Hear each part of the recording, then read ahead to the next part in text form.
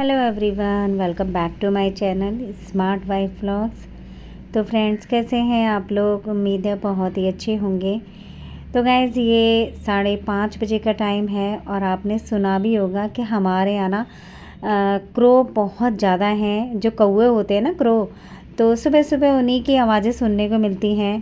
तो अगर मैं किसी को बताती हूँ ना कि हमारे यहाँ क्रो बहुत ज़्यादा हैं, तो उन्हें यकीन भी नहीं होता, क्योंकि आज के टाइम पे ना चिड़िया और जो कौवे होते हैं, क्रो होते हैं, उनकी आवाज़ ही सुनने को नहीं मिलती है।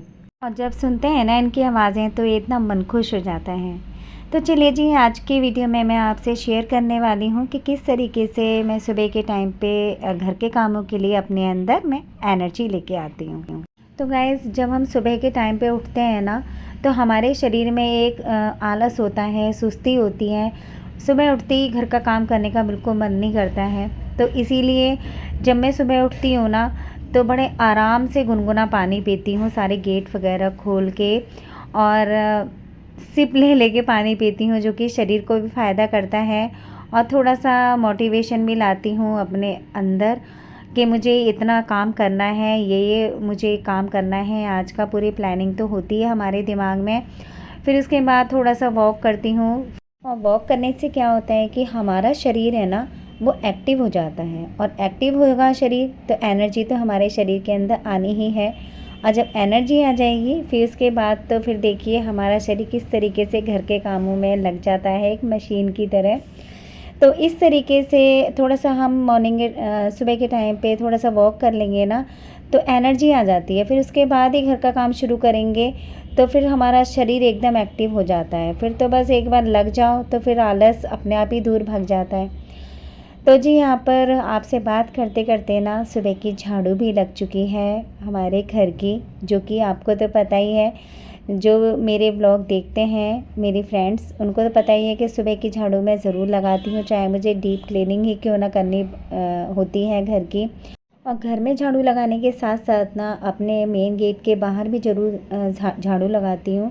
कहते हैं ना कि लक्ष्मी जी तभी घर में प्रवेश करती हैं जब अपने मेन गेट के बाहर भी साफ़ सुथरा रहता है। देखिए, यहाँ पर झीने की ना लाइट भी बंद हो गई है। 6:15 बजे करीब ना अपने आप ही बंद हो जाती है सीढ़ियों की लाइट, और शाम के 6 बजे ऑन हो जाती है, और मॉर्निंग के 6:15 बजे करीब बंद हो जाती है। बस देखिए कितना झक्कन अंधेरा हो गया है एकदम।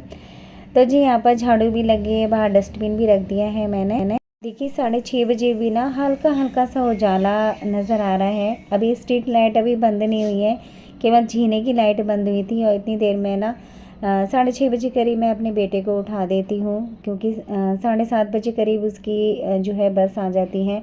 तो 1 घंटे में वो रेडी भी हो जाता है। तो बस झाड़ू लगाने के बाद, यहाँ हाथ मुँह धोने के बाद ना, फिर सीधे मैं आ गई हूँ किचन में।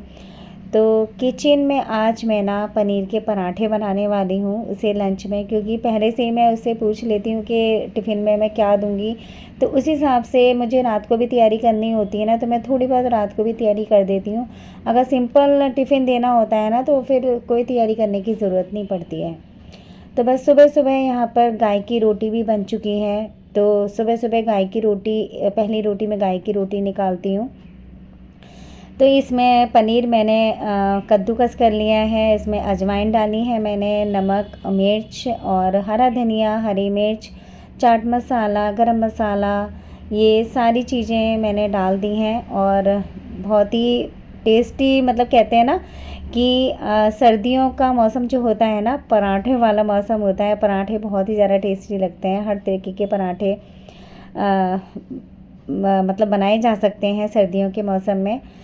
तो जी, यहाँ पर जो बचा हुआ पनीर है ना, उसे मैं पानी में रख देती हूँ। पानी में रखने से ना पनीर जो है ड्राई नहीं रहता है, ख़राब नहीं होता है। तो पनीर की सब्ज़ी भी मैं आज बनाऊँगी दोपहर में।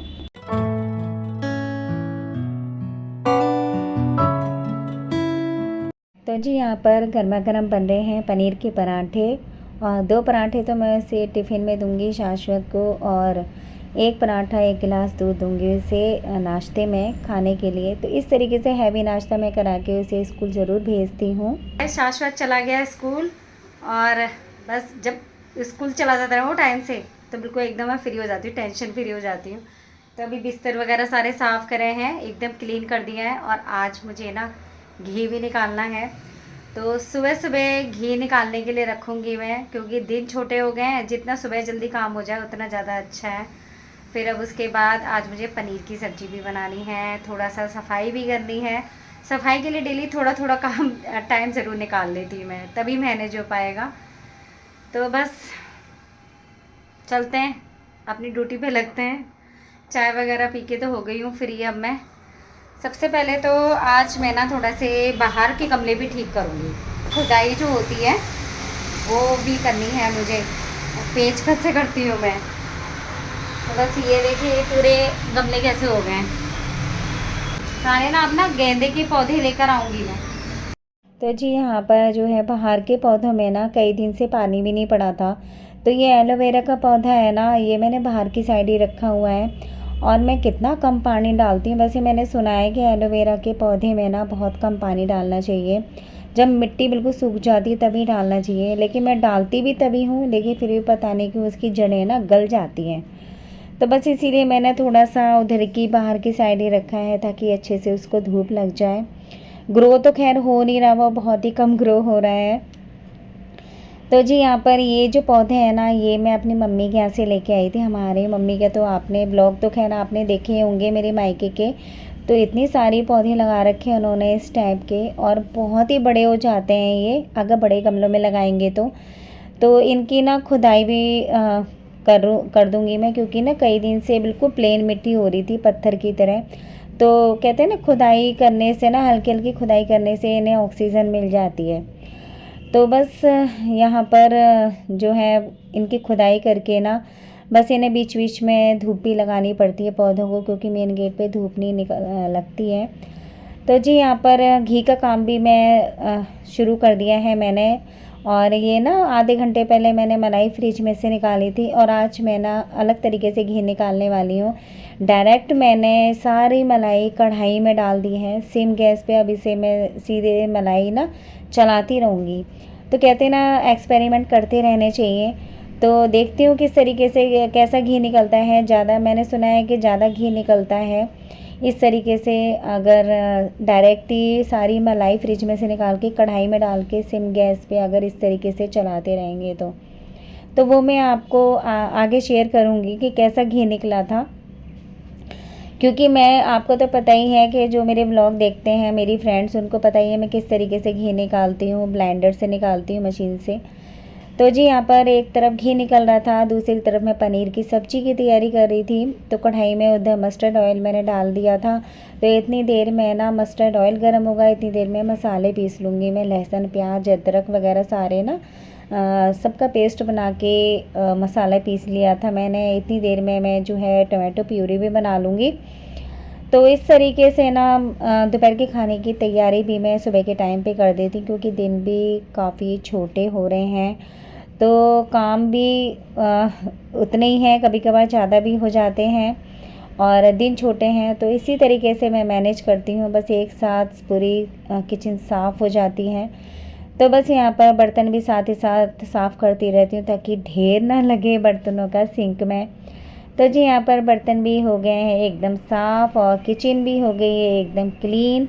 और बस सिंक एरिया में आज अच्छी तरीके से साफ़ करने वाली हूँ, क्योंकि मैंने जब से मम्मी के यहाँ से आई हूँ ना, वैसे सिंक तो मैं डेली करती हूँ, लेकिन अच्छी तरीके से सिंक के आसपास की जो टाइलें हैं ना, उनको मैंने नहीं किया था।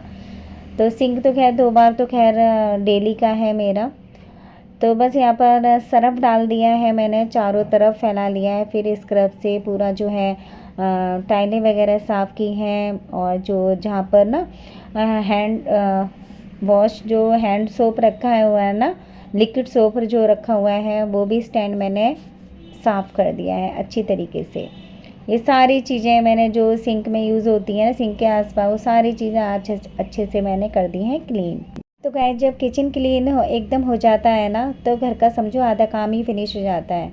तो बस सारे घर में पोछा लगाने के बाद, यहाँ पर नहाने के बाद, पूजा घर की करने के बाद जो है तैयार हो रही हूँ मैं। कहते हैं ना अपने लिए भी थोड़ा बहुत टाइम निकालना चाहिए, थोड़ा सा हम अपने आप को अच्छे लगते हैं कि मोटिवेशन मिलता है। तो मिलते हैं नए व्लॉग के साथ, बाय बाय।